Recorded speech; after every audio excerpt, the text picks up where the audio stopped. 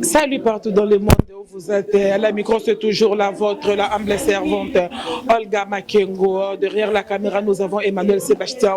Merci pour la confiance. Bossala Kabiso, peu fidélité, Bossala Kadango, la chaîne Biso, peu Botika Kabiso. Voilà. Aujourd'hui, c'est une grande jour.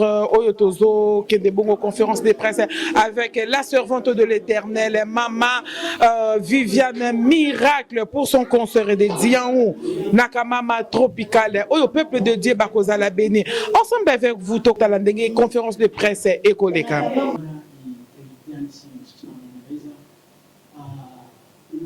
Que eu vou apresentar agora chama-se Joseta Guerra. Ela é a produtora de grande atividade e ela é a pastora de uma determinada religiosa, Tirano Ministro, e ela é patrocinadora oficial do programa 100% Jesus. E a sala onde nós estamos a organizar essa conferência, esse edifício faz parte da a pastora Joseta Guerra. A seguir tem a Mamã Viviane, que é a nossa celebridade, que nós teremos no dia 1 de agosto na Camama Tropical, a Mamã Viviane. Depois tem a realização dessa atividade, que temos aí o seu esposo, também ele faz parte da organização, também é uma produção, Teca de Omona Filho. E ao lado nesse lado do Papá Teca de Omona, temos aí um dos ícones da música gospel do Congo, Papá Piso. Ele já deu muito no Congo Democrático, para quem conhece. Ao outro lado tem o irmão querido Daniel Sossola. Acho que faz ideia de Daniel Sossola. Sossola, Tangoio. E eu, Anazawana, Daniel Sossola. Ele é um dos convidados também. Nós teremos no dia 1 de agosto. Vai fazer parte. Ainda tem convidados aí nessas atividades também, que nós vamos ter grandes grupo coral e vamos ter mais músicos que vão fazer parte daquela atividade. E eu, como irmão Giscard, também farei parte das atividades que nós teremos no dia 1 de agosto. Aqui nesta sala vou apresentar também canais televisivos, online e jornalistas que estão aqui, que estão a fazer parte dessa conferência. Tenho aí canal Vita Gospel está presente e também tem DJs TV. DJs TV também está aí, está representado pela nossa querida irmã Marlene Caiolo. Também tem aí VGTV, está aí presente. VGTV está representado no nosso irmão Diogo. Também tenho aí Soleil Produção, ou Promotivi, acho que é Soleil Promotivi, é isso aí. Olga Maquelo está aí presente. E também tem Infocarlo, nosso irmão Alegria. Acho que esqueci alguns canais, o irmão que está aqui que eu não acabei de mencionar. Todos estão presentes? Sim. Ok. Nós começamos a nossa atividade, como eu disse, breve introdução da nossa querida. A nossa querida Mamã Viviane, ela é uma cantora gospel, ela passou uns momentos críticos da vida dela. Ela tem um bom testemunho que ele fará naquele dia, no dia 1 de agosto. Ele continua sempre a exaltar o nome de Deus, ele continua sempre a testemunhar as maravilhas que Deus operou na vida dela.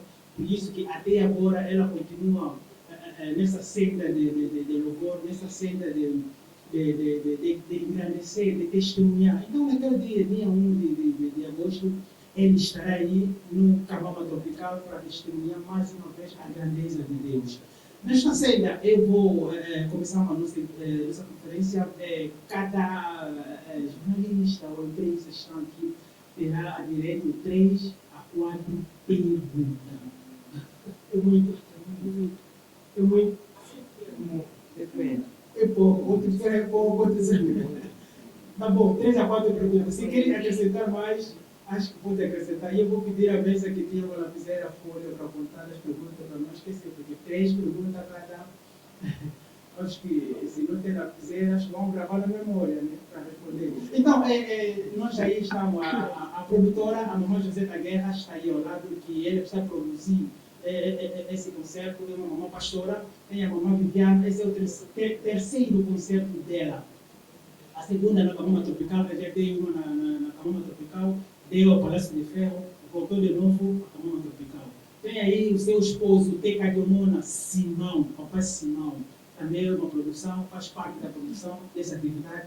E tem um músico convidado, Daniel Sossola, que desapareceu há muito tempo, hoje apareceu de novo, Camama Tropical, e tem o Papá Piso, que está aí.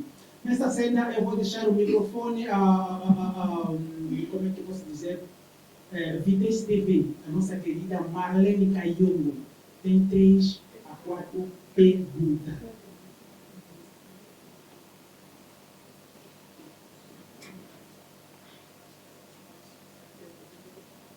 Seja à vontade, eu digo que tu acha melhor. Português de Gala, tudo vai. Boa noite, amigos. Boa tarde. Boa tarde. Boa tarde. Meu nome é Cayongo, sou nome de TV. Eu sou uma mistura com a mamãe Viviana. A mamãe Viviana, na verdade, é uma companhia muito, sai muito bem. Estava tudo como uma vida com Viviana, magnífica, testemunhar de Deus. Ela é que nem uma culpa, usamos testemunhar de Deus. A minha pessoa. Boa tarde. Os três, uma vez. Pode responder. E assim não vou poder acumular tudo. Primeiramente, eu agradeço a Deus, que já acabei de saudar todos. Agradeço a Deus Todo-Poderoso por ter nos concedido o dia de hoje. E agradeço também a minha mamã Joseta Guerra pela oportunidade. Agradeço o meu marido ao lado pela presença dele. E agradeço aqui ao meu papá Piso, o ícone da música. Agradeço também ao meu mano Daniel Sossola, muito obrigada pela vossa presença. E agradeço também a todos os programas da TV, jornalistas, né? Isso que eu posso chamar, jornalistas aqui presentes, muito obrigada. Respondendo à questão da Maná, não vai na Lingala, pode na Lingala. E a solo, na Likaki, na programa Yandeko, Nelito, e Payazanzambe, a Pambulae, na plateau na ina lubaki kumbo nanga, eza Viviana, magnifique, miracle, DJ. Kombo nangai, oyo papa na mama bapesianga, eza Viviana. Kombo ya miracle, magnifique, DJ. Et qui a surgi après l'événement où il y a na vinanga. Na témoignage nangai, ndé kumboana et aïkobo damawana. Pour son avis, on a déjà témoigné qu'il est déjà musique. Donc kumboana normalement ils ont nom artistique on a mappé singa pour l'événement où il y a na vinanga. On pousse la colonne en bon. Merci beaucoup. Merci. Deuxième question, maman Viviane, nous avons lancé un concert Mini Awa. Nathalie m'a concert Mayo, mais le concert nous souvent dans la collaboration, dans la Mayo et Mayendi, il y a comme tout ça, sur le monde de Maya à Antonio qui a la collaboration notamment entre Viviane et Misaki. Donc, on a mis la biseau, quand on a mis la maman Viviane, pour les pays mingi, les tout et moi, je connais pourquoi collaboration, ils ont amené tout ce que tu veux pas dans les réseaux sociaux là. Le petit monde dans les sous-sous, on peut m'aider à passer la rançon de la merci. Il y a le son en polo baboye, musique, ils ont moyen. Musique, ils ont moyen. Ce qui, au moins, il y a Daniel Sossola, au moins, papa Piso, ils appellent mon colombo, so ils ont pas pour bébé so grâce, après s'ils sont ma coquille. Tokoki pe kobengisa bandeko na biso po ezalaka moko ya susi na ngai moko ezalaka mpe posa na ngai nayemba mpe na bandeko na biso ya Kongo mais soki nano ekokisami te mpo moyen nano meyo ya kosala likambo yango ekoki nano te. Merci beaucoup, maman. Troisième question, temps ya concert oyo eleli biso awa yango nango titre ya concert na biso Deus nos possible batitre eza ebele makambo eza ebele pourquoi concert oyo etitili yango na kongo na titre computer oyo Kombo oyo so totali eza intitulado Deus dos impossíveis. Ngana yo toyebi ke toza na nzambe ya monene ntango tozotala likolo na se asali ntango tozondimela nzambe tomonana na miso te aza nzambe ya makambo kokama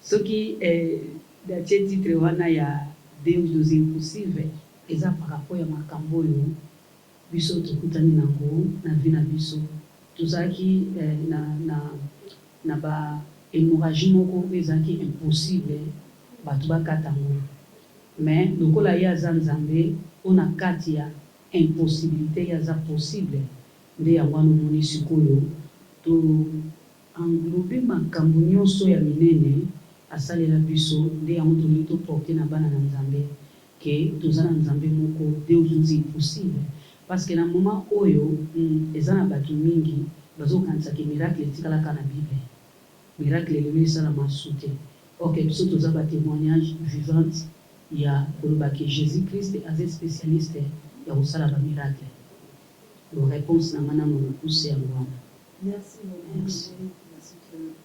merci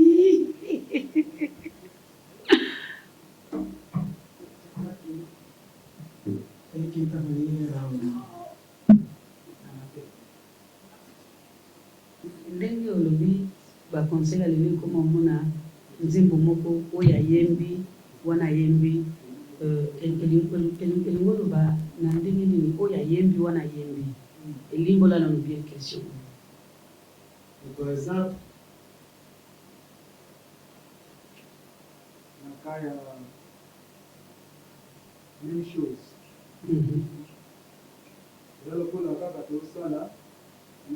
do toloba lokwa bakove ok ayi consigne entender bon mama Viviane ndenge aza boye aza na album na ye naza na album na ngai nasalaka sortie officielle nango na 2021 ya Daniel tozalaka na 2021 premier concert tozalaka na Papa Bizo eleka na Afrika na Kamama nasaka sortie officielle ya album na ngai eza na 12 titres donc oyo na komema ezaka oyo namemaka banzembo na nga mais lokola toza mpe na bandeko eza interdit te so bandeko basenga na yemba nzembo ya Papa Bizo na koyemba yango so bandeko basenga na yemba nzembo ya Papa Daniel na koyemba yango mais oyo nga nazomema na concert ya liboso naza na banzembo ya ngai po epambola libota nzambe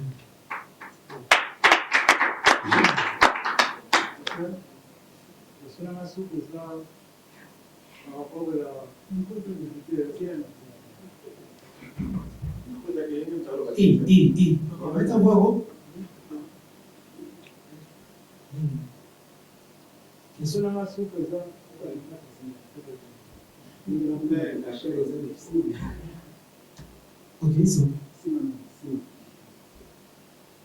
Ah, so.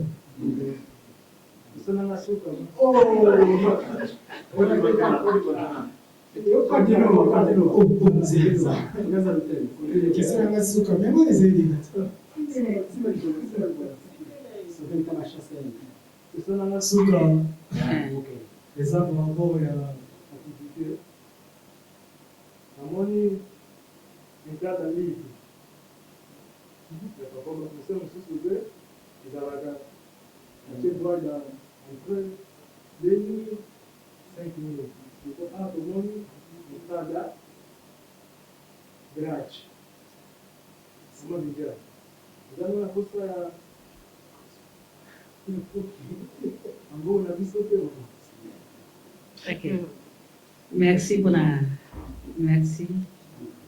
pour la question qui tombe autour. Question que na koyanola kaka ndambo moto nyonso azala na besoin bongo mais mbongo esukisaka mpe makambo nyonso te question wana moto arépondre yango eza mama Josette parce que ye aza kaza produisant soki mama alingaki ezala entrada libre mama yebi mpona nini asala yango.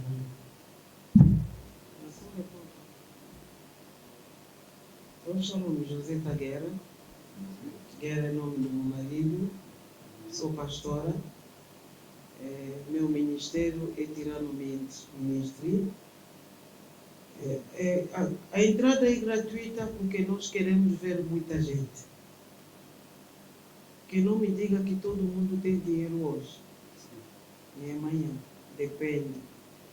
Se nós metemos a entrada, por exemplo, pode ser 2.000 kwanza, a pessoa às vezes gosta de música gospel, não vai conseguir vir.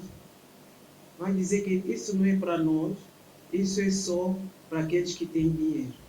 E nós queremos todo mundo que vem assistir e conhecer quem é a Mama Viviane.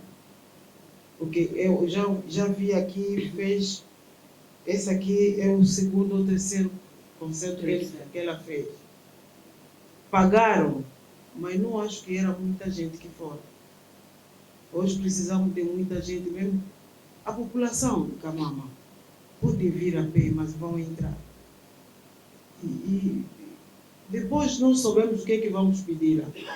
Não me diga que aquele que tem dinheiro vai vir só mal abanado. Vai trazer qualquer coisa na pasta. O que nós vamos pedir, pelo valor da nossa cantora gospel, pelo valor da música gospel, ela pode meter, se nós, eu, por exemplo, posso dizer assim, vou pedir 1.000 kwanza. Às vezes a pessoa queria dar 100, mas eu já limitei em 1.000 kwanza. Ele vai dar 1.000 kwanza, mas tem 100 para dar à Mama Viviana. Aqueles que vão vir, que acham que pode ofertar dinheiro para a Mama Viviana, porque ela tem um projeto, pode dar mesmo 1 milhão. Não sei se entenderam a minha maneira de ser. Na Rolubão ficou na Lingala. Exato por... Tuzana mbongo 1 milhão. Exato por Mama Viviana Lingala mbongo tete. Mama Viviana zana ba projet belé. Tuzana ba projet ya kosala. Pour la musique gospel Angola. J'espère que l'école les alliés, mais nayebi angote école la musique gospel nayebi angote. Tous en a besoin de former bateau. École moko to sala pour na yango. Alors si tu lobby bat bafuta et vous a limité. Et vous a vraiment limité. Moto azana 2000 on peut faire son bafufu na ye.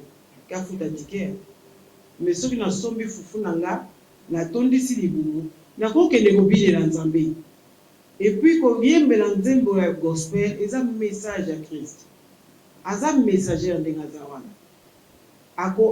akoloba akoteya na nzembo akoloba de la part de Christ na nzembo eza na mutu moko na sala kobika.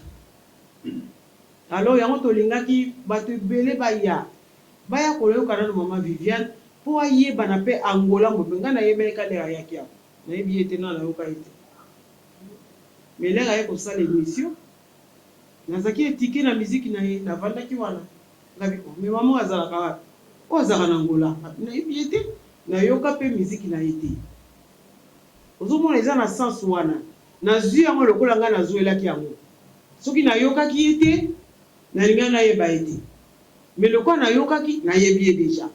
Vous avez que ça fait publicité de la part de Christ. Que Nzambe azana mwana ne moko. Tokoye belayi na témoignage à kopesa za ya monene. Ba ba kokota te ba kozanga yango. Alors non, tolingi témoignage na ye ezana batu ba mama ebele ba kobika na kata sa. Merci pour la question.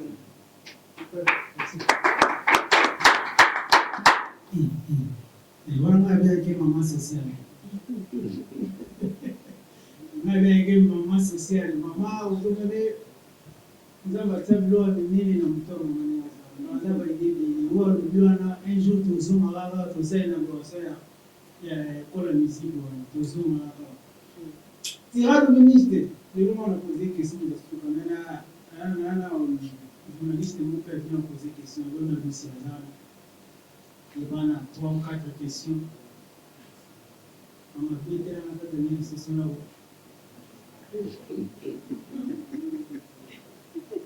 Il était là la dernière session là.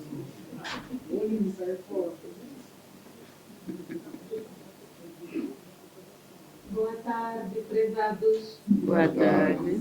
Ok, eu tenho 2 perguntas e estas 2 perguntas vou dirigir na serva de Deus, a mamã Viviana Miracle.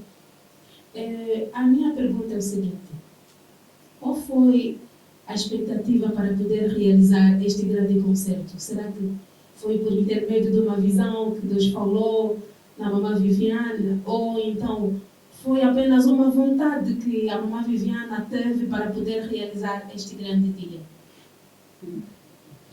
Muito obrigada, minha irmã, pela questão. Acredito eu que a irmã acabou de ouvir o que a mamã acabou de falar agora. Eu dei o concerto no ano passado, no mês de novembro, no Palácio de Ferro. Então, eu não teria mais coragem este ano de me atrever mais, fazer o concerto. Eu posso falar a verdade que não estava nos meus pensamentos, nem do meu produtor, porque sempre os concertos que eu tenho dado, o produtor é o meu marido. Então, nós, como ainda não tínhamos a casa de produção, nós não estamos a fazer, quer dizer, a bater um concurso ou um curso com as pessoas. Nós trabalhamos segundo os meios que Deus tem nos dado. Mas este ano, eu confesso que foi no dia 1 de janeiro, às 0 horas, né? Só para te dar um testemunho, que nós temos Deus dos impossíveis. Quer dizer, no dia 1, às 0 horas, no dia 31, o meu marido e os meus filhos, está aqui o pai presente, eles foram no Réveillon, na igreja. Eu pedi ao meu marido, eu disse, não, eu não vou à igreja. Eu vou orar aqui na minha casa. Porque eu tenho os meus pedidos que eu quero fazer ao meu Deus. E o pedido que eu fiz ao meu Deus, eu pedi a Deus, não muita coisa, mas eu disse, eu quero te ver neste ano com surpresas na minha vida. Quer dizer, 2026 foi proclamado para mim um ano de surpresas. E quando meu marido veio, eu lhe expliquei. Então, no dia que eu vim aqui, fui convidada aqui nesta plateia aqui, conforme a mamãe acabou de dizer. A mamãe não me conhecia. Quer dizer, um grande testemunho que eu estou aqui a dar. A mamãe não me conhecia. Eu vi aqui, passei no Iagiscar, no Iagigui. Depois de eu cantar, surgiu instantaneamente a ideia deste concerto. Quem fala a verdade não merece castigo. Porque eu não vou estar aqui a me agabar, não. Eu dormi e sonhei e Deus me disse, não. Eu apenas pedi a Deus ano de surpresas. E aí, aqui tenho vivido já as surpresas. Quer dizer, eu tenho um Deus vivo. Essa é a minha resposta. Amém. Ok. Acho que a resposta foi bem clara. Amém. Outra pergunta que eu tenho. A mamãe Viviana começou a servir a Deus por uma circunstância. Como é que houve? Porque aqui, hoje, nós estamos a ver, tem muitos cantores, muitos talentos realmente no mundo gospel, e cada pessoa tem seu testemunho, não é? Há quem está a servir a Deus porque houve uma circunstância, Deus apertou demais, dali se rendeu, não, a partir de agora vou servir a Deus. Qual foi a circunstância que permitiu a senhora servir a Deus no ramo do louvor e adoração? A minha resposta é assim. Eu cresci numa família cristã. Desde pequena, a minha mãe me levava à igreja, ouvindo a palavra de Deus. Pouco a pouco, ao meu crescer, aos meus 14 ou 12 anos, eu entrei no coro. Eu comecei a sentir que eu tenho o dom de cantar. Não foi por aperto de Deus. Quer dizer, eu comecei a cantar naquela altura. E no ano 1999, eu desisti do coro. fui agora entrar numa banda, que é na banda da igreja. Papá, na banda do Papa Antônio de Lungana.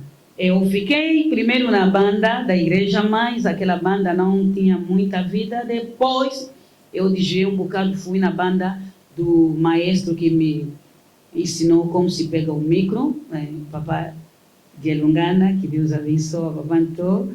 Desde aí eu comecei a exercer o dom que Deus me deu. Quer dizer, não foi ainda por aperto. Em 1999, cantando na banda, e 2020, Deus me concedeu a graça de gravar as minhas músicas. E até aqui estou. Se for por aperto, o aperto veio depois de eu exercer o trabalho de Deus. Que o aperto me encontrou já dentro. Eu não fui chamada por aperto. Eu fui escolhida mesmo já. Amém, amém. Muito obrigada. Muito obrigada, mamãe. A terceira pergunta vou dirigir ao servo de Deus que cantou Sola Tangoyo. Eu creio que este álbum abençoou muita gente. Vou falar em português? A pergunta vou fazer em português ou em lingala ou francês? Depende. Lingala melhor. Lingala melhor. Ok. Na ligne posé question dans cette Nzambe parce que album Pombola Libiso Maman Makas. J'espère qu'à l'époque j'étais encore enfant, mais j'écoutais quand même jusqu'aujourd'hui Sola Tango. Oui. Est-ce que je sais que pour faire partie à concert Oyo, est-ce que vous avez la nouvelle Oyo bébé du peuple de Dieu? Et l'on voit Sika Oyo Libiso. Parce que mon tonnier soit voyant déjà que frère voyez pas ce son attend moi à la présence. Donc tu vas avec eux parfois on dit est-ce que c'est un album à Sika? Nouvelle nuit vraiment hier Libiso. Bon tout le monde va dire micro. Oui, tout le monde va dire merci d'abord pour la question. Et là va Sika le mokilo vous a raté. Nous sommes en train de mais nous que bandé mon père Sika pezali autre ça. Mais le coup les a batango ko lisité. Ils ont presque rendu le bon comme parce qu'ils ont rendu au spécial featuring na Fabina Mama Viviane, photo yi mana ipe yango. À part ça, sur la pesali. Donc, moyen penza ya kokota ba nouveauté ezali. Et pas peut-être que rotia moi ni moké peut-être na ndeto na to beta remix nango. So sola tango yo. Donc bilembo ya sukae. Kotia na bakwazo kubomana kati na lingomba ilembo ya sukae kindoki umi na kati ya lingomba ilembo ya sukae kala te bakosalela Yesu bakosalela biso Yesu ya iya. Wow. Ako banda kolesa watu ba sen na kati na église. Wow. Prophétie éthique na église ekoti tina ba match. Miséricorde.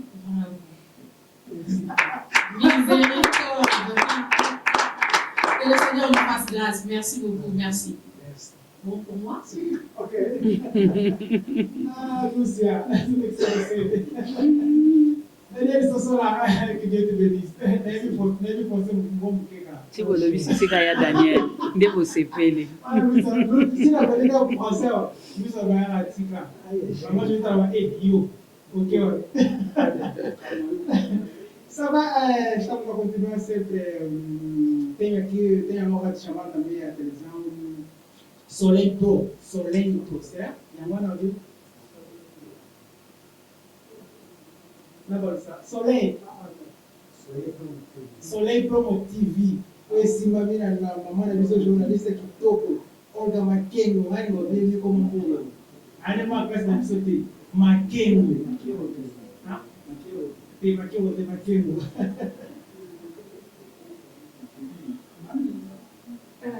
Boa tarde a todos. Boa tarde. Eu chamo-me. Alô?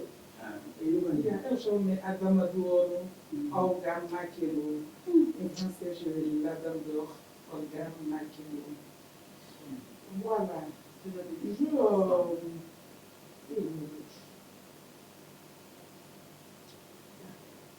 Você fala em francês? Como o Vietnã? Português, Lingala tá bom para mim. Não. Agora nesse caso foi em português. Yeah.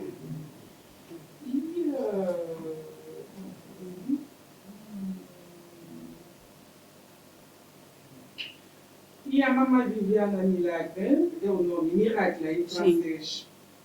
Yeah. Eu tenho 3 perguntas e a última eu vou querer levar para Daniel. A primeira pergunta é esta, sobre o tema do concerto. Mamãe Viviana, o tema é Deus dos impossíveis. Na sua caminhada e no seu ministério, qual foi o impossível que Deus transformou em milagre na sua vida? Me deixa só acabar. E que mensagem a senhora tem para alguém que vem ao Camamato ficar com um caso impossível? Essa é a minha primeira pergunta. Vou responder a primeira, para não acumular. Mamã Dora. Olga Maquingo. Olga Maquingo. Ok, muito obrigada pela questão. Essa questão parece que é a água que eu bebo todos os dias. Quer dizer, nesta questão eu posso até na culpa açúcar, Senhor. O impossível que eu trouxe aqui nos Filhos de Deus, que aconteceu na minha vida, por isso é que veio aquele tema. Eu fiquei primeiramente 12 anos no lar sem filhos. Foi impossível aos homens eu ter filhos. Mas graças a Deus, Deus nos concedeu 3 filhos. É um caso dos impossíveis. O segundo dele é que eu sou ressuscitada. Depois de 5 dias, quando eu tive o meu primeiro bebê, eu entrei em estado em coma. Quando eu entrei em estado em coma, no mesmo dia que eu entrei em estado em coma, isso aconteceu em África do Sul. Os médicos disseram que eu perdi a minha vida, que já não estava mais no mundo dos viventes. Procuraram me tirar nos aparelhos, só que não tinha família aí, que estava para dar o acordo, que tem que lhe tirar. Ninguém estava para permitir. Então, naquele, vamos procurar quem vai permitir tirar dos aparelhos. Mandaram o e-mail para o meu marido. Naquela altura, ele trabalhava na província. Quando mandaram o e-mail, o marido disse: eu não estou preparado para ser viúvo. Deixam-lhe naquele aparelho até que eu descer do trabalho. Eu quero lhe ver como é que ela está naqueles aparelhos, porque eu, Simão Tecadiomona, não estou preparado a ser viúvo. Então, é um caso dos impossíveis. Naquela altura, eu tinha um pastor na África do Sul, pastor Didier Obamatam, que Deus abençoa com a sua mulher, Mamãe Mirei. Pediram aos médicos, já que estamos à espera do marido chegar, o marido não quer que lhe tiram dos aparelhos, vocês permitem que nós, de manhã e de noite, façamos a oração? Os médicos entraram em acordo com o pastor. E quando meu marido desceu, veio aqui em Luanda, para lhe darem um visto, foi muito difícil. Ele também procurou os pastores, entraram em oração. Quer dizer, eu acordei no 4º dia. Por isso, a mensagem que eu estou a levar nos Filhos de Deus é: se naquela altura havia Ana, é só para demonstrar ao povo de Deus que também nesta nossa geração há Anas. E Anas com respostas bem dadas ao nosso Cristo. E também para dizer que naquela altura se tinha Lázaro. Até hoje, este mesmo Deus que ressuscitou Lázaro, que até hoje é especialista em operar milagres, ele é Deus que está a operar até hoje. Mamãe, ouviu? Essa é a minha resposta. Quer dizer, o que eu estou a levar no povo de Deus é a demonstração do Deus vivo, que Deus existe até hoje, é real. Quer dizer, eu até convido as mulheres que até hoje estão cegos, né? Como se fosse Bartimeu, porque eu também estava naquela cegueira. Não tinha filhos, é como se fosse eu casei, mas não estou a ver nada. E eu convido todas as mulheres que têm esse problema, que venham vamos passar momentos, né? Quer dizer, Deus é Deus vivo. Ele gosta de desafios assim. Vamos desafiar o nosso Deus, aquele Deus real, e vamos ver se o caso dela não passa. Essa é a mensagem. E a minha segunda pergunta, nós te conhecemos por misturar louvor com ritmos africanos. Agora, para este concerto gratuito no Kamama Tropical, como a senhora preparou a sua adoração para tocar todas as gerações e todas as igrejas presentes? Me conhecem com ritmo africano. Bom, no concerto é normal, eu posso levar ritmo europeu, asiático, americano, africano, Deus é todos. Quer dizer, eu não posso me limitar, não, eu vou trazer o ritmo africano, porque eu sou africana, não. Todo o ritmo nós vamos lá estar, que Deus vai nos conceder a graça de tocar, eu não posso me limitar. Muito obrigada, mamãe Diana. E a última sobre o impacto. Entrada gratuita. Muitos músicos e corais convidados.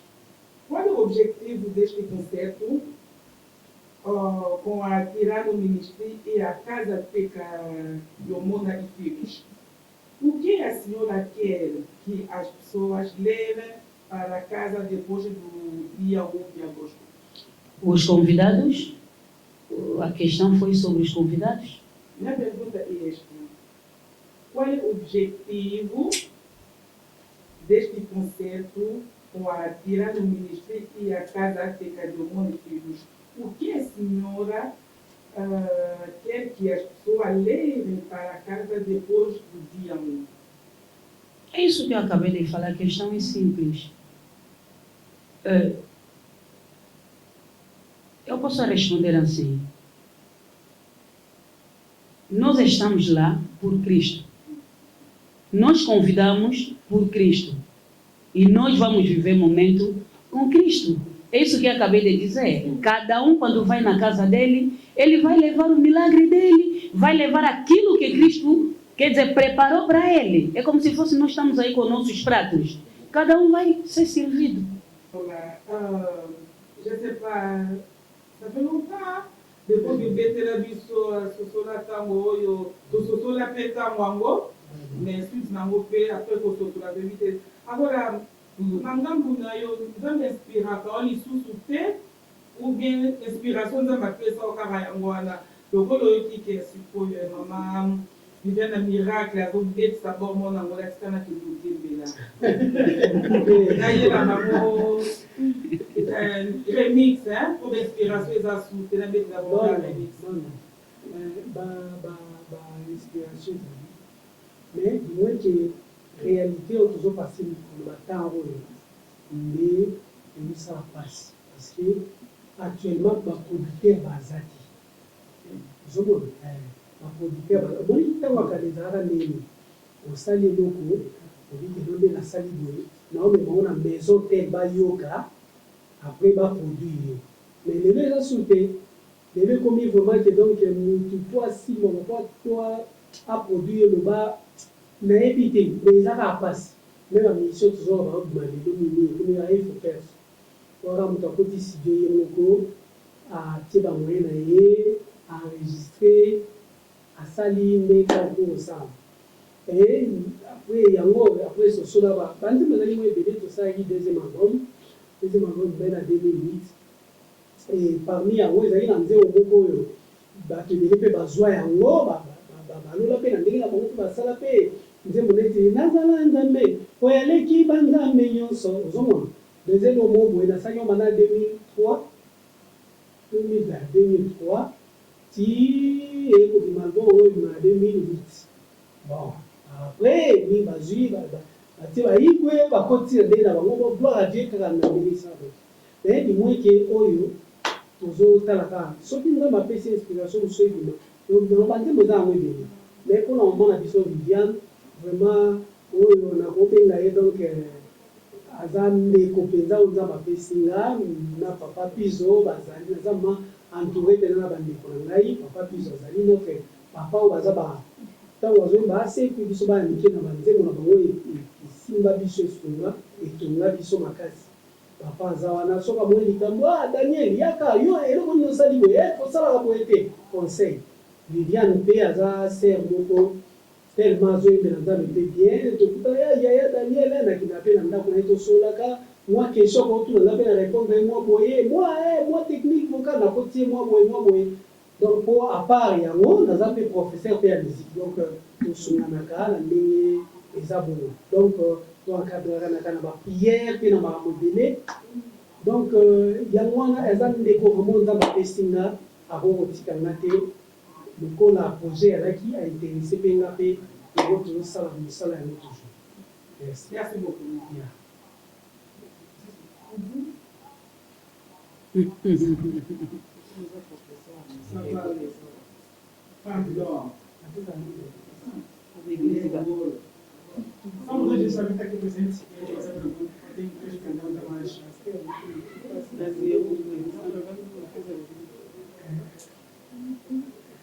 Ok, podemos dizer. Tudo bem. Ok. Daniel, se você vai análise daqui. Ok. Tudo bem, né? Ok. Então, vá. Só porque a gente também está aqui. Tenho 3 perguntas a fazer. E vou fazer uma na produtora, uma na Mamá Viviana e uma no Papá Piso. Vou começar na produtora, Mamãe Joseta Guerra.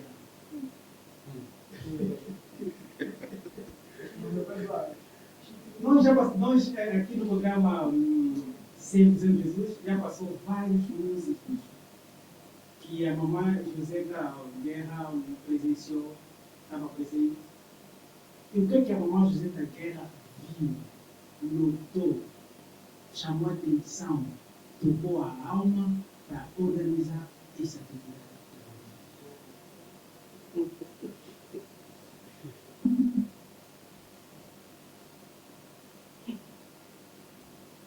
Question est makasi.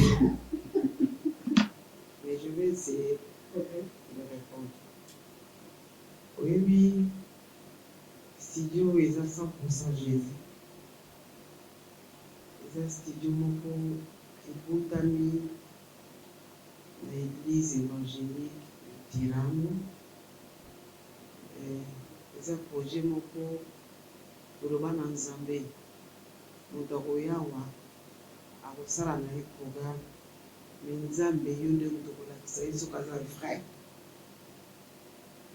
Il y a beaucoup de fois nga nayembaka me nayembaka te na compose nakoyoka nzembo nde nayembi yango na ndenge na nga nakendaka baeglise ebele soki balimi nayemba nayembi nanga me na composa te mpona ngai namonaka teke na musicien ya gospel nayebi kaka nayembelaka Nzambe mpona bato nyonso baye awa je crois eza kaka Mama Viviane te eza na bato mosusu bayaka awa nga nalobaka na kati nanga Saint Esprit lobelanga soki ye aza yanga okomona esalaka lokola je sais pas comment dire ça liaison moko feedback.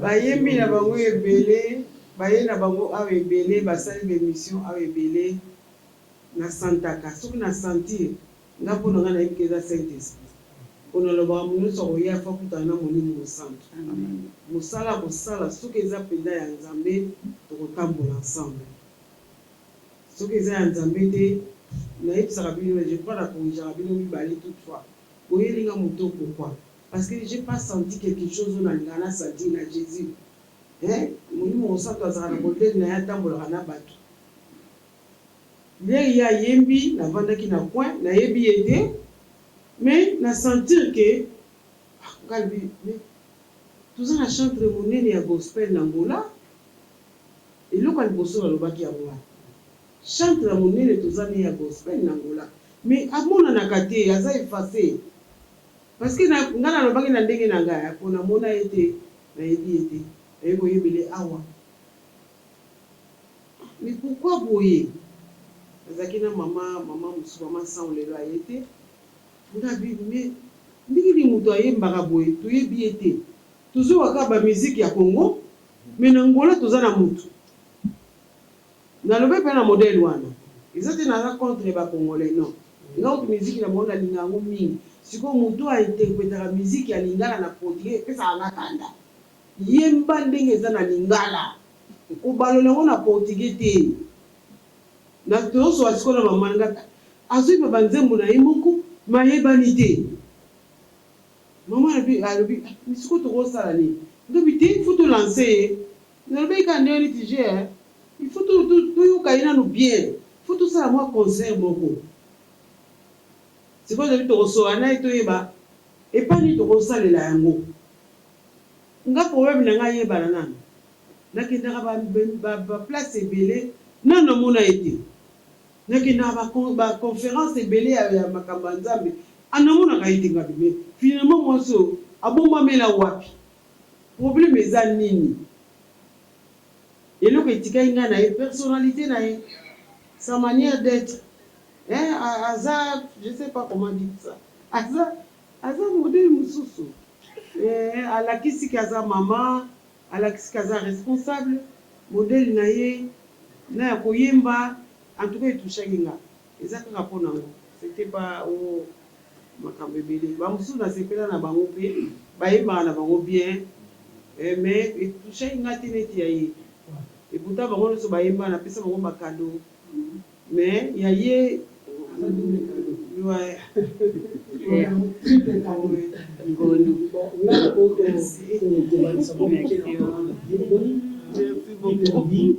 l'esprit rend témoignage avec l'esprit. Quand Marie Elisabeth a été Jean-Baptiste, quand on a Marie, mère de Jésus, père a été Jésus. Tant qu'on va coûter, va zénir dans le sein, les bouger. Comment les zénir bouger. Donc c'est comme ça. Donc on dit qu'on sent ça pour nous.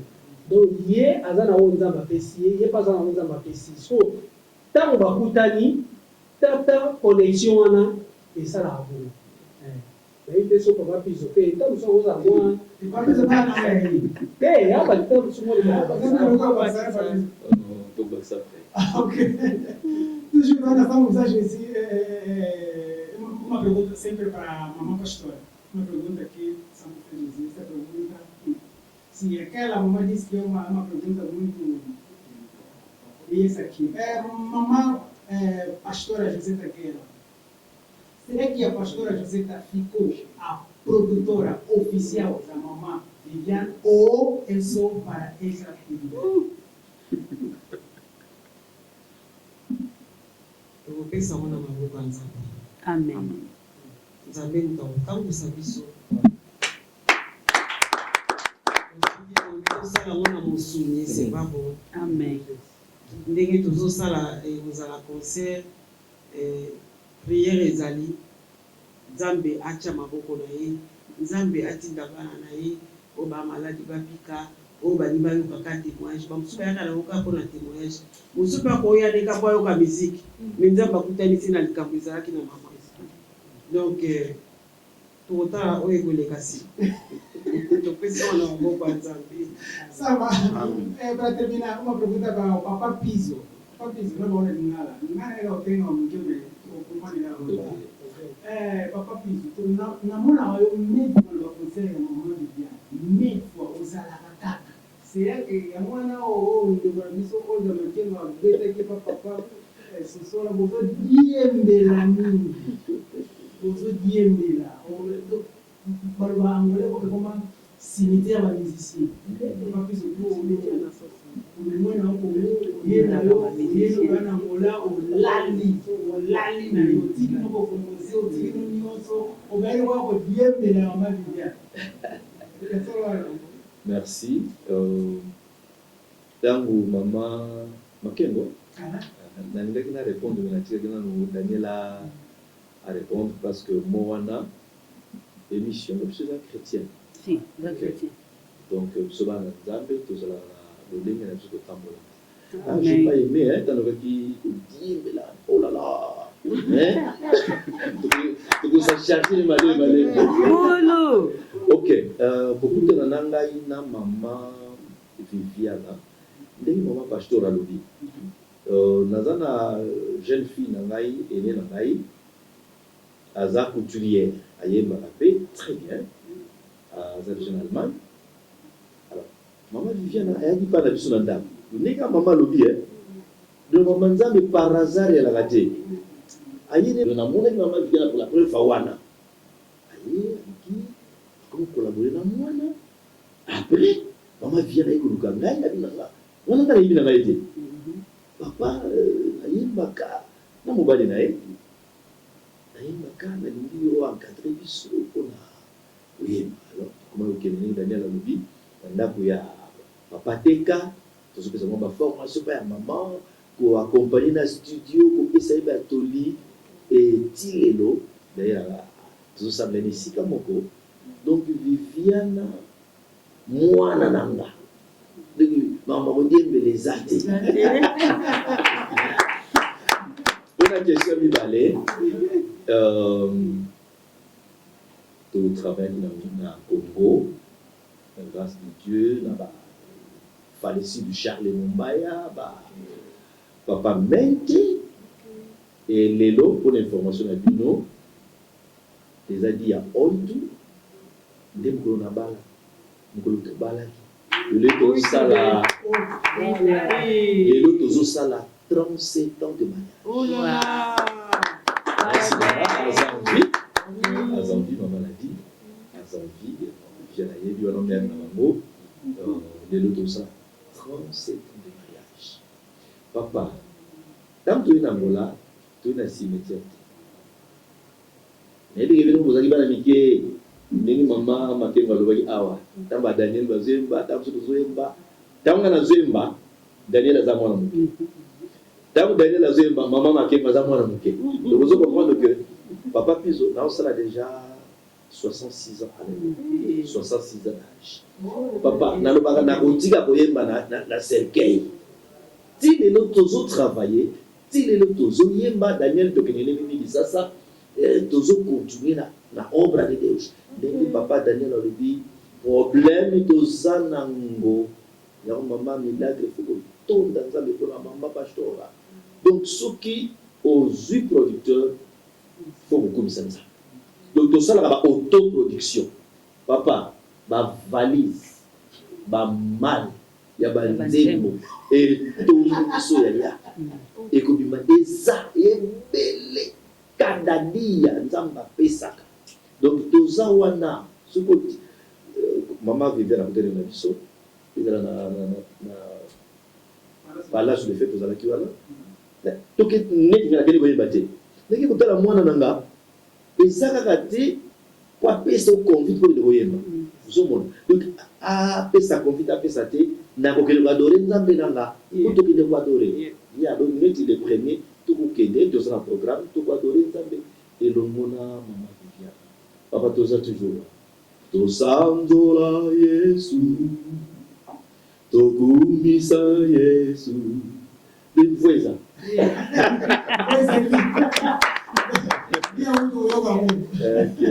Ça va, donc ça fait maintenant la conférence de l'histoire Tikalika quelque chaîne, il faut Carlo. 100% doit tout ningate. Gloria a Dieu. Alléluia. Boa tarde a todos. Boa tarde. C'est la levée à Carlos de l'Étoile de la presse mondiale. On va la question de l'Amérique à Papa Nabiso. Daniel. Le monde est changé. Tu vas dans la bande cassette, tu connais la CV, tu connais la peine. Nous n'avons pas bénéficié d'un album au ministère de la parce que si tu as un album de référence, financièrement, il y a un bénéfice.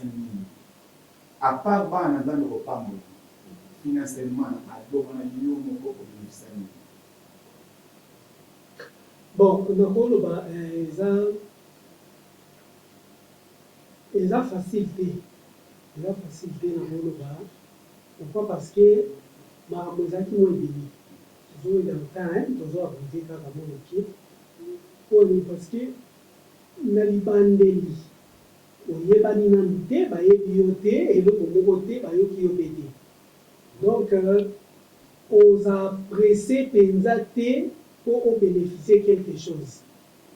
Po biso tolandi bapapa piso na nsima basérie bapapa piso bakasete basérie ya bapapa piso basede me mpenza te basérie na biso siko nde sede ekoya mwa eyebosala mwani. Donc ere moko otie nzembo ngo omoni nzembo ngo mpeza nzembo ngo etelemi ezoloba bavérité mingi ezoadresse na bapaster ebele ezoadresse ezalaki facile te mpo ondimama. Omonake soki obeti yango nayebi ke na campagne mo elikaka ya na palais du peuple gouverneur mozungu ayaka ntango ayoki na obeta nzembo na gouverneur mozungu agangi atelemi abini abobengi nanga frère wana yokolo nzembo wana nga na produit yango mais ekoma na ntango oyo mpo produit yango alongoli donc ekomai makambo ebele makambo vraiment ebele vraiment. Donc na baproducteur mosusu mpe bazwaki cd cassette wana bafani nango bayoki mosu alobi na ngai surtout baproducteur chrétien balingaki yango te babi yo te yo ofini basala ya nzambe album wana osomama te fo topesa osu mbongo okota studio olongola parti olobengi mpona basala ya nzambe omoni bon ekomai mwa pasi nga mpe na milinga bon totala kaka mais producteur moko place azali vraiment papa Placide eza papa Moulaye aza na ye payen azalaki ancien joueur ya kala bon azalaki producteur ya banyoka ndongo banini tosa ntango aye abanda koproduire ya bongo ya fulangi ya papa oyema wana na bacomédien ntango azoproduire bacomédien bamisiko ntango ayaki bayokisi ye kasete wana bi nzembo ndenge lwango boye avandisi siko bacomédien nyonso ntango avandisi bacomédien ayokisi bacomédien oyoka na nzembo bacomédien bagaki wabi oyo eza bombi zwa yango mpenza ekosimba ekosimba ntango mpo atie nango na poto zakari atomboli yango na poto seyo ya zakari abi na poto mobima donc soki oza yango te na ndako na yo oza chrétien te. Bon ntango tosolela producteur tellement nabwaka mwakibwaka bani producteur napesa okwambengaki papa apesaka oyo komona ozomona apesaki kaka oyo amonaki kaka osima nano nga mpe nazwaki kaka oyo eza entre biso nakobimisa nongo wana te nazwi kaka bongo nasalisaki kaka baeffort kaka donc eloko ya liboso meme na bayaya oyo baleka na miziki ya mokili ezalaka bon meme Jackie Chan otali bafilme na ya liboso abénéficie te azoluka noko ayebana ya mibale ndenge mo ya misato ntango azwi contrat ya États-Unis abimi donc ezalaka kaka bongo na déjà sosola c'est déjà na vandi donc so déjà mpe moto aye lelo aproduit so atiaka kombo kaka Daniel Sosola ata moto ayoki te mais ntango amoni kaka déjà kombo amoni kaka eloko ya sika mais amoni déjà Sosola wana eza déjà griffe donc mpo na nga naokumisa nzambe mpo nango malgré ya mibale nde epesaki nga voiture epesaki nga bavoyage mosusu ebele na mboka ebele na voyageaki donc c'est ça wabi mwana suka ya mama suka papa nisho Daniel Sosola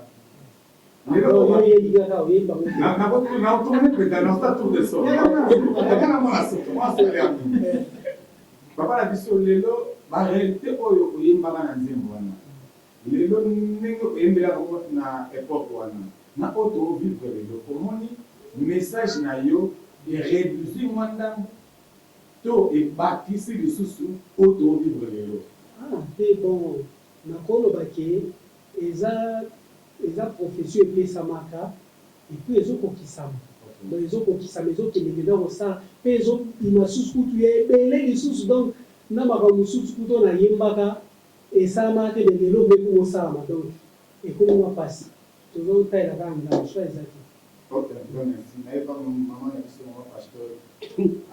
nayaki na répondre nangeka na répondre question moko sikoyo osalaka ngo mpona nini mpona kaka bato bayemba yo et c'est tout, c'est fini. Eloko nini ezaka na nsima ya koyemba na yo? Bon, na nsima koyemba na nga parce que nabongoli motema ya 1991 na bandi nanu koteya liloba na Nzambe. Sikoyo na 96 ntango nakoti retraite nde nzembo wana eyaki na retraite. Donc nasalaka yango mpo évangéliser na peuple na Nzambe. Le reste kolo ye moko ayebi.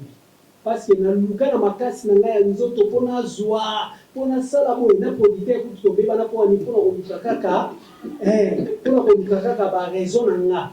Mais nga nazalaki na nga na raison mpo ye moko nde place aza ayebi ke petio azalaki naye na raison mpo oyebi kaka ti bato mpe ebele abeli omoko bamosusu bazoluta poto bazoya na bamama ovandi mpenza boyeko bato bazoluta mapoto bazoya na basede wana euti poto eye en tout cas na poto soki oza na sede te na ndako na yo mais bato mosusu senga bongo na yo sede wana etekami sala boye bon naluki mpe nazwa mpe producteur nazwa mpe avocat alambelanga te ale u ekati nga ekuki nga maseke oditaka bia nga ndabimisa yo nga mpe na kokitisa o omoni totelinga so bakomba avulaki oganye mpo nalotaka deja ndoto na 2000 ntango nakoti studio avant nakekuta na producteur naloti ndoto na retraite naloti omoni nzeta mbila te nzeta mbila so bakati yango nde ekweya wana omoni masanga oyo basala ya sukali wana nasali so masanga wana sukali ntango nasali yango masanga wana ebimi etamboli monde entier masanga wana etamboli monde entier bato bayeka batoki yo bozoganye eloko te ningapi zela kokanye zela obino bozwa nani bato bazwi etieni nga mona ya otoka boye natoyika moko pomkie nasutuki mamo na ndoto wana donc paster mo ayebisi nga vi elakisi ke oyo osali ekopambola mabota ebele me yo moko kobeneficie na mono na ndenge ya nzoto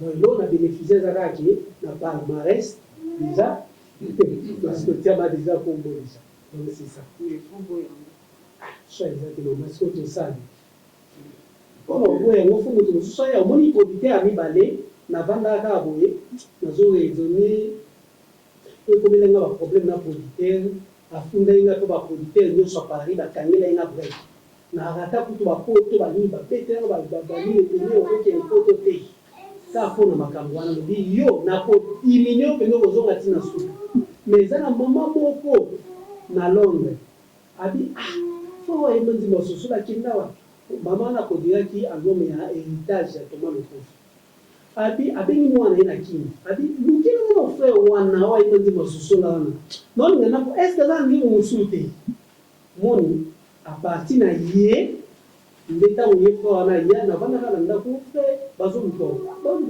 mama biso na londe aza bezo sola non sola mama Thérèse na bezo odi yo est ce que musu eza tanga banzi mo ezali mama to sola epesa inga voiture asika o ba serviteur ebele bandai komuta même na Luanda bazoya kuna mingi baignoranga me batambola na voiture na nga bavoiture na ngai misu basala yango bamariage donc esala mpenza ebele na deuxième album wana deuxième album na mati mpe avion motuti mpe mondele excuse mondele osoli mpe na mondele apartir ya deuxième album donc emeninga mpe bamboka ebele apartir ya wana même tinde osola ya bino boye donc c'est ça.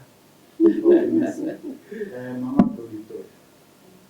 Maman va dire maïe va dire va tout va passer de l'école maman producteur. Oza maman producteur kaka pona maman na biso to ozalaka déjà na monde ya production pona ba musicien gospel. C'est la première fois. Nasalaka ngo te nayedaka na nga mais kozala boye kozala producteur productrice ndenge balobaka c'est ça non producteur première vege là tozalaki na mokili nabengisaka musicien moko ya Congo abetaka na Sierra nde natiki mpe makambo yango mbala liboso nasala mpona ya liboso na ya suka te ya liboso nasala mpona na musique gospel donc nzambe nde azala na biso po tokontinue na baréalité okutani nango ya liboso na chanteur gospel sera que otopetendre ocontinue to oresite odésisté eza mpe mpona kocontinue mpona lingi omoni tokoli lelo nasali 65 ans donc nalingi bano baza na nsima na biso omoni biso tokoli sans jésus po ndenge nayebi jésus sikoyo so nangi nango na age ya moke nde nakoma mosusu me naye koyebela jésus nasi nakoli nasi nasali masumu ebele donc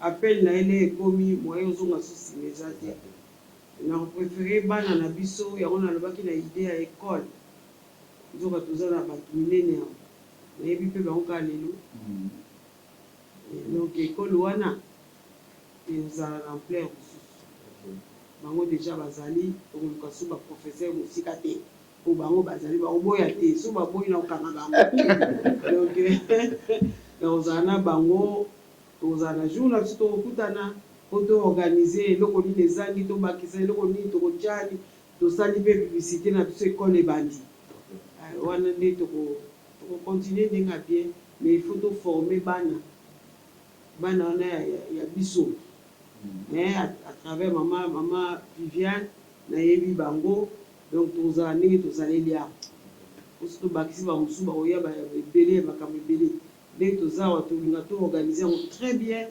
totambola bien po ekole wana esalama kitoko. Ok, en tout cas merci. Nayebi pa ya mama Viviane. Mama Viviane, personnellement ngai eza mbala liboso na mama Viviane, j'espère que tokozala na source d'inspiration na yo ezalaka nini? Parce que lelo tokomomona début ya baministère gospel na début na bango ozomona leke source d'inspiration na ye eza bible. Mais tant que succès eyaka tokomomona baréalité mosusu na baministère gospel. Parce que yo lelo déjà oyo na chemin oyo oza nango déjà source d'inspiration na yo eza nini? Merci Aya pour la question. Source d'inspiration eza Bible eloba nzambe parce que yango nde message nazotambolaka nango yango message nazomemela libota ya nzambe eza eloba ya nzambe eza ye moko nzambe wana source d'inspiration nanga soki oyoki banzembo nanga oyoka kombo nazoyembaka motu te nazoyembela mwasi te naoyembela mobali te me nazoyembaka Jésus-Christ de Nazareth, au source na ngai kosala. Ya mibale ndenge olobi keyeba mosusu bazala komona ata mosusu succès ye bakomi koyemba soki bakomi ndenge nini. Nakoki koloba lokola moko nzembo na ngai moko oyo ya témoignage. Inspiration wana ezali événement oyo ngai nabikaki na vie na ngai. Nakoki kozala te lokola 9 lepre wana oyo bakendeki babiki mais baboyi na bango kotémoigner nga naza parmi ya moko oyo ayaki 9 bakembe moko wana rekoneta eke nazalaki maladi me nabiki eza lokola ngai donc soki na nzembo na nga oyoki ke nayembi ta mosusu témoignage na mosusu nayembi lisolo moko boye eza oyo ngai ekomelaki nga na video eza histoire oyo nzambe ye moko apermetaki ke ekomela ngai mais source na ngai nyonso inspiration c'est la Bible. Source d'inspiration na Bible ya Bible na bonne question na suka na suka pa na mama Kristo.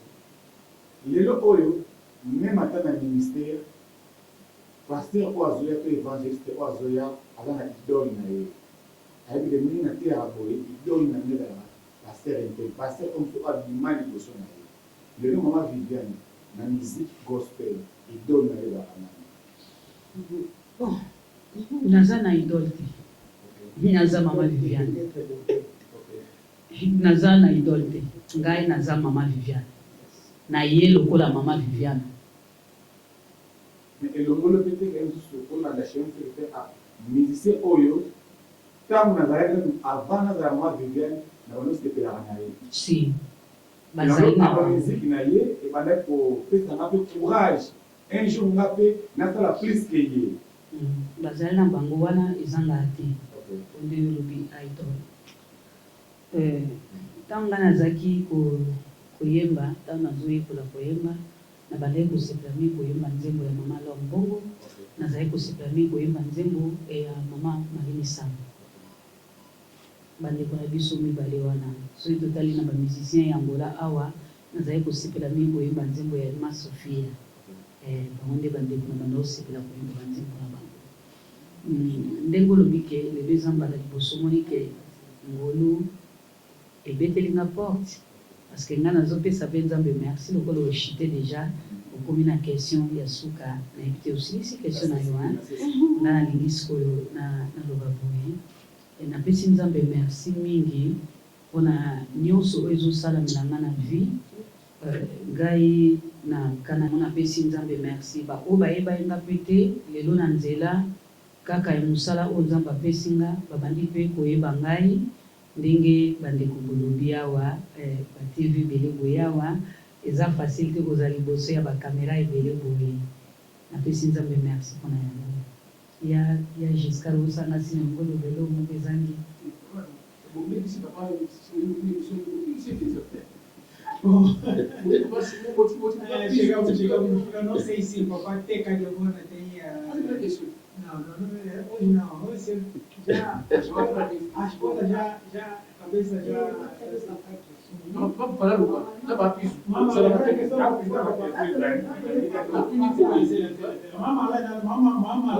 na questão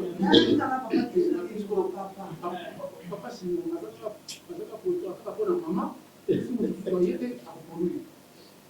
porque você pensa bem vous avez apporté pour la maman aussi monsieur soyez merci pour la question. J'en ai répondu à votre question. Merci pour la question. Je remercie Platea, je remercie les journalistes. Bon, pour la première production, au produit la facilité.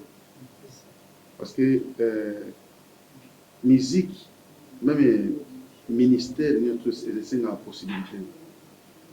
Faire une église sans bon, en tout cas, n'habiter sur le ministère de la musique. Et dans des moments musique, musique c'est une possibilité. Pour lui, peut montrer c'est une possibilité. Parce que dès aux autres, on a dans le studio, c'est un bon.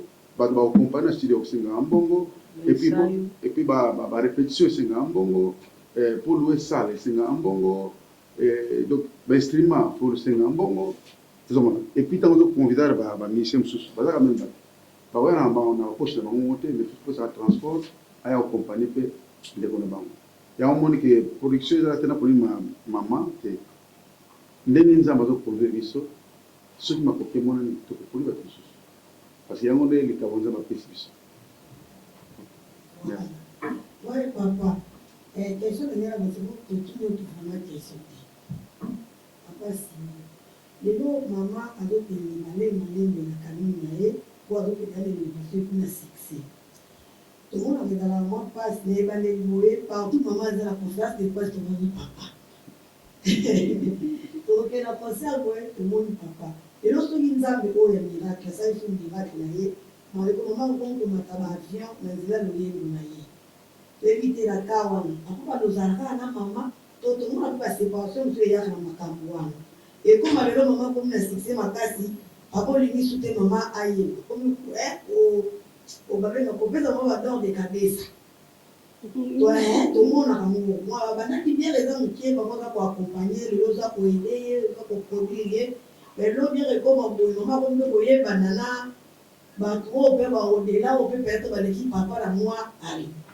On a ma vous avez des oies qui parlent. Et puis, papa, il a augmenté la vitesse, et papa, on a tiré les pistons. Et l'homme, il a eu maman, place d'élévation dans mon milieu. On a toujours, tout le monde au calme, maman, ou on peut se faire maman dans le cadre. Merci pour la question. Bon, d'abord, nous avons un Nzambe, nous avons monté à Monene, parce que la langue est la musique. Donc, nous avons un musicien, Azoyemba, la chorale, la pré-comata, qui n'a pas d'instrument. Et là, nous avons soit pambolier. Autrement, nous avons pambola. Donc, nous avons un zoua. Zoua, normalement, nous avons un mouton, nous avons être humain.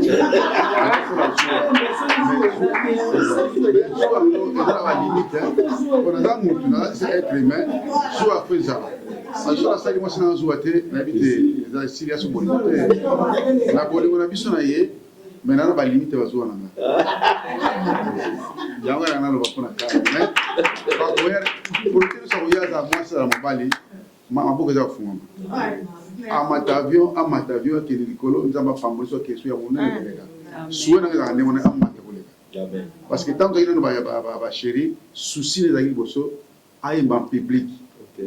Les gens ont promis au moins, ceux qui nous ont fait une porte, pour mettre un concert, pour que comme ça va te bénir. Il y a un peu dans la salle, on a produit l'album sur l'album dans le studio, et puis tu es dans la salle. Bateau va participer à un concert de Bosso, par exemple. Donc, nous avons passé la grâce, nous avons cassé la maîtrise. Pour moi, nous avons coupé les bâtiments, belé te bala mbongo sa proposition minene. Mais na muki on nous avons pesa ngai, ne e comment que na moyen que donc bateau pe ba mona non, moi muki on nous avons pesi a produit pour moi sina. Donc ya wana na répondre.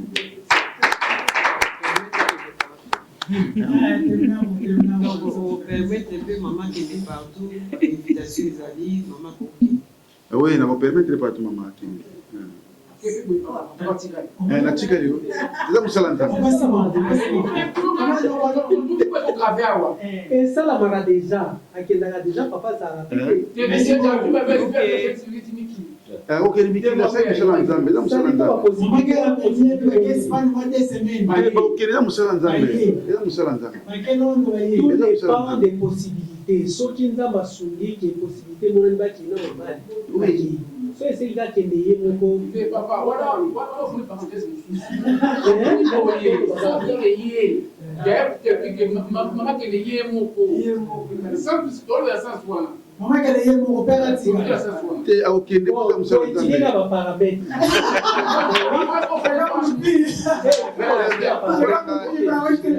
Parce que réalité ils ont vu dans les lots ils ont ndenge mususu.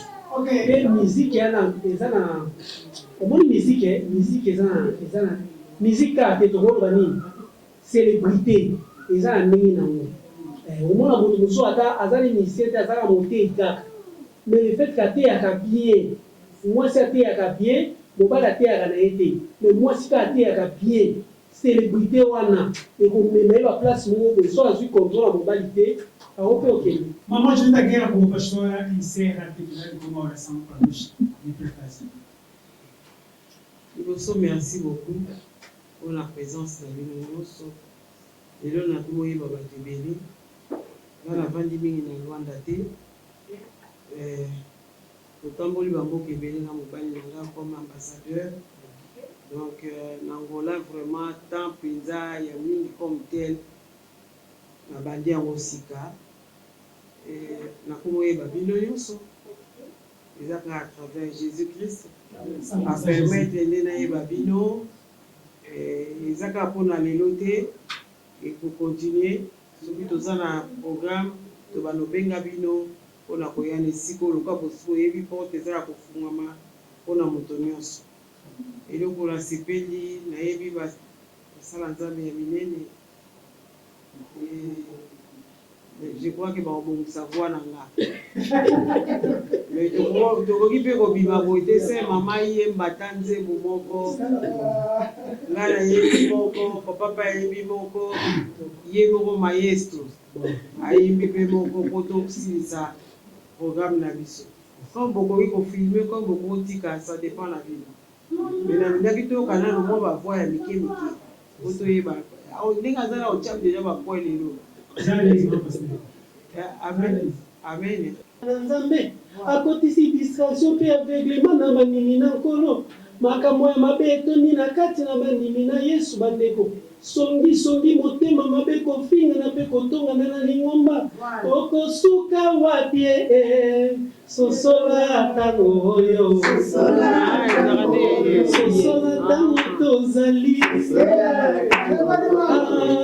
ata soki yesu azongi te lelo te yeba ete liwa mpe ezali soki lelo yokufi na masumu okokende wapi moninga lito